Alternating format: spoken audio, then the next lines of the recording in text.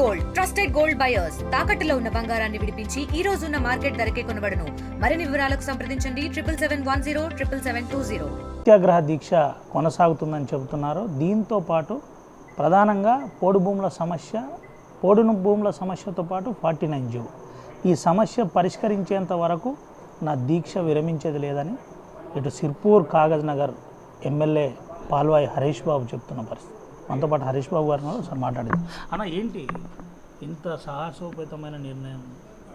చాలా రోజుల నుంచి ఈ సమస్య జటిలమైంది. పోడు భూముల సమస్య కానివ్వండి, జీవో నెంబర్ 49 దశల వారీగా ఉద్యమం చేసినాం, కలెక్టరేట్ ముట్టడి చేసినాం, తర్వాత మండల కార్యాలయాలు, మండల తహసీల్దార్ల కార్యాలయాలన్నీ ముట్టడి చేసినాం, తర్వాత ప్రభుత్వానికి అల్టిమేటం ఇచ్చినాం. ప్రభుత్వం కొంత కూడా ఇవాళ చలనం లేదు. ఇవాళ నిన్నటికి నిన్న ఇన్ఛార్జ్ మినిస్టర్ జూపల్లి కృష్ణారావు గారు ఆసిఫాబాద్ జిల్లా కేంద్రానికి వచ్చారు. కొంత ఈ సమస్య మీద స్పందిస్తారనుకుంటే ఆయన అసలు ముంపు ప్రాంతాలను పరిశీలించడానికి వచ్చిండా ఏదైనా టైంపాస్ చేయడానికి వచ్చిండా తెలియదు. అక్కడ పోతే ముంపు అంతా సిర్పూర్ నియోజకవర్గంలో ఉంది. ఇటువైపు తొంగి చూడలే. ఆయన ఆసిఫాబాద్ వచ్చి అట్నుంచటే మీటింగ్ పెట్టుకొని అట్నుంచి భోజనం చేసి వెళ్ళిపోయాడు. ప్రభుత్వానికి ఏమాత్రం చిత్తశుద్ధి లేదనేది అర్థమవుతుంది. తప్పకుండా ఈ సమస్య పరిష్కారం కోసం మేము అసెంబ్లీలో కూడా చాలా ఈ సమస్య మీద పెద్ద ఎత్తున మాట్లాడినాం. పోడు భూముల సమస్య కానివ్వండి, ఈ జీవో నెంబర్ 49 విషయం అయితే మా పార్లమెంట్ సభ్యులు గుడం నగేష్ గారు పార్లమెంట్లో కూడా మాట్లాడారు. నేను ఒకటే ఏమంటున్నా అంటే, ప్రభుత్వం ఇంత నిరంకుశంగా వ్యవహరించాల్సింది కాదు. గతంలో కేసీఆర్ ఇట్లనే చేసి అధికారానికి దూరం అయ్యాడు. రేవంత్ రెడ్డి ప్రభుత్వం కూడా అదే దారిలో నడుస్తుంది. మాకేంది, మేము అధికారంలో ఉన్నాం, ఇష్టం వచ్చినట్టు చేస్తామని 339 గ్రామ సభల తీర్మానాలు చూపిస్తున్నారు. ఇవాళ ఆ 339 గ్రామ సభల మాజీ సర్పంచులు అందరూ ఈ ప్రతులు తగలబెట్టారు. మరి వాళ్ళందరూ వ్యతిరేక తీర్మానాలు చేశారు. అంటే మీరు చేసిన తీర్మానం తప్పనేది కదా. కాబట్టి ఈ ప్రభుత్వం అనేది ప్రజల ఆకాంక్షలకు అనుగుణంగా పనిచేయాలి.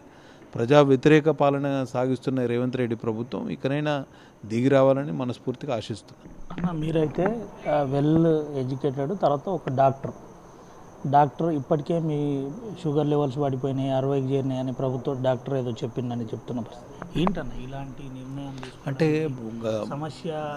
సమస్య హైలైట్ చేయడానికి మాకు ఇంతకన్నా మార్గం లేకుండా మేము ఫారెస్ట్ ఆఫీసు ముట్టడికి పిలుపునిస్తే మమ్మల్ని హౌస్ అరెస్ట్ చేశారు.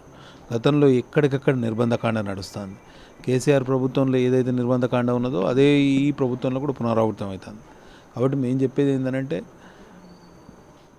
గాంధీజీ లాంటి స్వతంత్ర సమరయోధులు కూడా ఆ రోజు సత్యాగ్రహ దీక్షను ఎంచుకున్నారు. అదే బాటలో మేము నడుస్తున్నాం. కానీ పరిస్థితులు ఎట్లా ఉన్నాయనంటే, ఇవాళ దిమ్దా గ్రామస్తులు 400 కిలోమీటర్ల పాదయాత్ర చేస్తే ప్రభుత్వాన్ని చీమ కుట్టినట్టు కూడా లేదు. వాళ్ళను షామీర్పేటలో అరెస్ట్ చేసి మళ్ళీ దిమ్దా తీసుకొచ్చి వదిలేశారు. మరి కనీసం వాళ్ళ సమస్య పరిష్కరించే ప్రయత్నం చేయండి. 40-50 సంవత్సరాల క్రితం నుంచి సాగు చేస్తున్న పోడు భూములను ఉన్న ఫలంగా ఖాళీ చేయాలంటే ఎట్లా చేస్తాం? అందరు బీసీలే, ఈ సమస్య కేంద్రమే పరిష్కరించాలి, బీజేపీ పరిష్కరించాలి, ఇక్కడ కాగజ్నగర్లో ఉంది బీజేపీ ఎమ్మెల్యేనే అని నేను పరిష్కారం చేసే వరకు నేను ఆగాలి కదా. పరిష్కారం చేసే వరకు స్టేటస్ కో ఉన్నదైతే ఉంచాలి కదా. కొత్తగా భూమి కొట్టేది లేదు, ఉన్న భూమిని వదులుకునేది లేదని నినాదం మీ సీతక్క గారే ఇచ్చారు. మరి ఉన్న భూమి వదులుకునేది లేదని ఆ రోజు ప్రతిపక్షంలో చెప్పిన మంత్రి గారు ఇవాళ ఉన్న భూమి అంతా గుంజుకుంటా ఉంటే మరి మాట మాత్రం కూడా మాట్లాడరు. ఏందన్న ఈ అంశం మీద ఏమన్నా కేంద్రంతో డిస్కషన్ చేసినరా? దీనివల్ల డిస్టర్బ్ అవుతుందని ఏమన్నా చెప్పిందా? కేంద్రం సహకారం పూర్తి స్థాయిలో ఉంటుందని మాకు మాట కూడా ఇచ్చారు. ఈ జియో విషయంలో కాదు, అసలు అటవీ సంరక్షణ విషయంలో కేంద్రం ఎట్లా ఉమ్మడి జాబితాలో ఉన్న అటవీ శాఖ కాబట్టి కేంద్రం తప్పకుండా సహకరిస్తుంది. కానీ ప్రతిపాదనలు రాష్ట్ర ప్రభుత్వం పెట్టాలి. ఈ జియో తీసుకొచ్చినప్పుడు కూడా కేంద్ర ప్రభుత్వానికి సమాచారం లేదు, మా ఎంపీ గారికి సమాచారం లేదు, మాకు సమాచారం లేదు. ఇట్లా ఏకపక్షంగా నిర్ణయాలు చేసి మీ ప్రజల్ని ఇబ్బంది పెట్టే కార్యక్రమం ఎందుకు చేయాలి? 49 జీవోను ఆపేసినాం, తదుపరి కేంద్రమే నిర్ణయం తీసుకోవాలంట. 49 జీవో తాత్కాలిక నిలుపుదల చేశారు. పూర్తి స్థాయి రద్దు ఎవరు చేయాలి? జీవో ఇచ్చింది రాష్ట్ర ప్రభుత్వం. అదే రాష్ట్ర ప్రభుత్వం ఇవాళ దాని జీవోకు పరిష్కారం కనుగొనాలి కదా.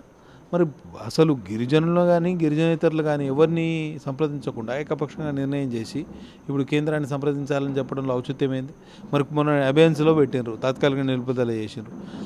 నిలుపుదల చేసినప్పుడు కేంద్ర ప్రభుత్వానికి ఏమన్నా సమాచారం ఇచ్చారా? మీకు మీరే నిలుపుదల చేశారు కదా, దాంతో మీ డొల్లతనం అనేది బయటపడ్డది కదా. కాబట్టి ఇకనైనా మీరు పట్టు విడుపులకు అవకాశం ఇవ్వాలి.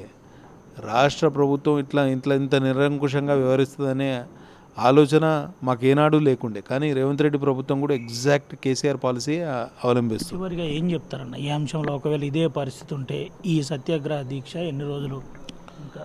నేను చెప్తున్నా, నాకు ఓపిక ఉన్నంత వరకు ఈ సత్యాగ్రహ దీక్ష కొనసాగిస్తాం. సమస్య పరిష్కారం కోసం ప్రభుత్వం దిగి రావాల్సిందే. ఈ రెండు సమస్యలు కూడా జెన్యూన్ సమస్యలు, న్యాయసమ్మతమైన సమస్యలు.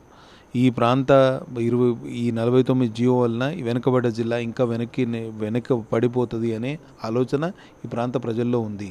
కాబట్టి ప్రభుత్వం ఇంకా బేషజాలకు పోకుండా ఈ జియోని నిలుపుదల చేయాలి. అట్లనే దిమ్దా గ్రామస్తుల పోడు రైతులతో కూడా అన్న, దిమ్దా లాంటి అంశం అంతా పరిష్కారం అయ్యే టైంకు ఎమ్మెల్యే అడ్డుపడుతున్నాడు, దీనివల్ల డిస్టర్బ్ అవుతుందని కొంత. నేను ఎక్కడ అడ్డుపడలే. నేను చెప్పిన వాళ్ళకి మేము 15 ఆగస్టు రోజు బండ ప్రకాష్ గారు అక్కడ అతిథిగా వస్తే నేను మా FDO గారిని DFO గారిని కూర్చోబెట్టి చెప్పిన, సమస్య పరిష్కారం కోరుకుంటున్నాం, సమస్యను జటిలం చేసేది ప్రభుత్వమే. రైట్, ఇది పరిస్థితి.